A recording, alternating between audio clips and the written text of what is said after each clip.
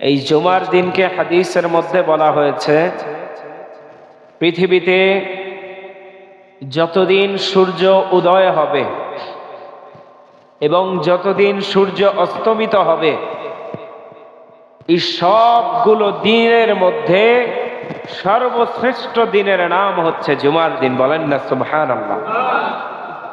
বলেছেন কে? মুহাম্মাদুর। আল্লাহ রাসূল সাল্লাল্লাহু আলাইহি ওয়াসাল্লামের কথা মিথ্যা হতে পারে? তাহলে আল্লাহ রাসূল যেটা বলেছেন সেটা কি? সত্য, চিরন্তন সত্য। আল্লাহ রাসূল বলেছেন খায়রু ইয়াউমিন তালাআত আলাইহি শামসু, যে যেই দিনগুলোর মধ্যে সূর্য উদয় হয় এবং সূর্য অস্তমিত হয়, এই দিনগুলোর মধ্যে সবচেয়ে উৎকৃষ্ট উত্তম দিন, শ্রেষ্ঠ দিনটার নাম হচ্ছে জুমার দিন। এত দামি একটা দিন। অন্য হাদিসের মধ্যে আসছে ফিহি সাআতুন, এই জুমার দিনের মধ্যে এমন একটা সময় আল্লাহ তাআলা রেখেছেন, যেই সময়টার মধ্যে বান্দা আল্লাহর কাছে চাইতে দেরি হবে, আল্লাহ কবুল করতে দেরি করবেন।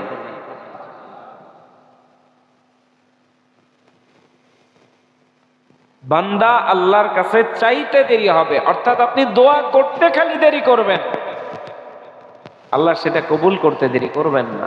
এমন একটা মুহূর্ত আছে, এমন একটা সময় আছে, সেই সময়টা হাদিসের মধ্যে স্পষ্টভাবে উল্লেখ হয়নি। এর একটা হিকমত আছে, যাতে করে আমরা এই সম্পূর্ণ দিনটাকে কাজে লাগাই। কোন সময়টাতে হবে সেটা স্পষ্ট বলা হয় নাই, কারণ যাতে আমরা এই যে বরকতময় শ্রেষ্ঠ একটা দিন, এই সম্পূর্ণ দিনটা যাতে আমরা আল্লাহর কাছে চাওয়াতে, আল্লাহর কাছে রোনাজারিতে ব্যস্ত থাকি।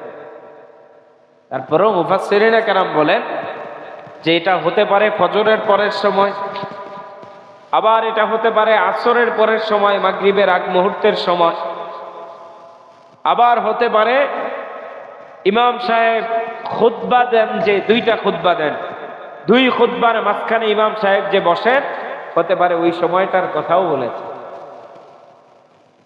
তো মুফাসসিরিনে কেরাম, মুহাদ্দিসিনে কেরাম যেই ব্যাখ্যা দিয়েছেন, আমরা এই ব্যাখ্যা অনুযায়ী চেষ্টা করা এই সময়গুলো, যেমন ধরেন আপনি পুরো সপ্তাহ ব্যস্ত থাকেন, আসরের পরে একটু চেষ্টা করেন শুক্রবারে মাগরিবের আগে আগে চলে আসার, 10টা মিনিট আগে আসেন, এসে আল্লাহর কাছে রোনাজারি করেন, ইস্তেগফার করেন। আপনার কাছে কি আল্লাহ তাআলা এতটুকু সময় পাওনা নন? জি, আল্লাহ আমাকে এত কিছু দিচ্ছেন, যা চাচ্ছি সেটাই আল্লাহ তাআলা আমার আবদার পূরণ করছেন। ওই আল্লাহকে আমার কাছে এতটুকু সময় পাওয়ার দাবি রাখেন না?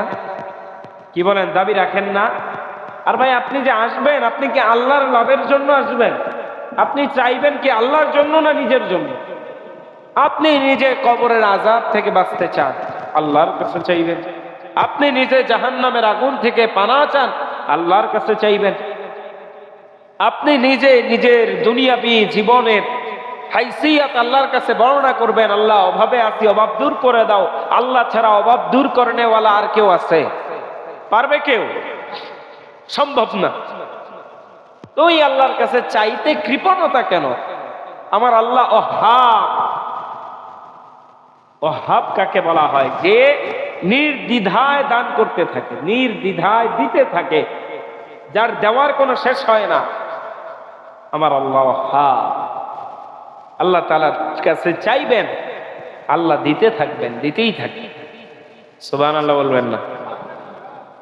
তো আজকে জুমার দিন আমরা যারা আসতে পেরেছি, এটা আমাদের জন্য অত্যন্ত খুশনসিবের একটা বিষয়।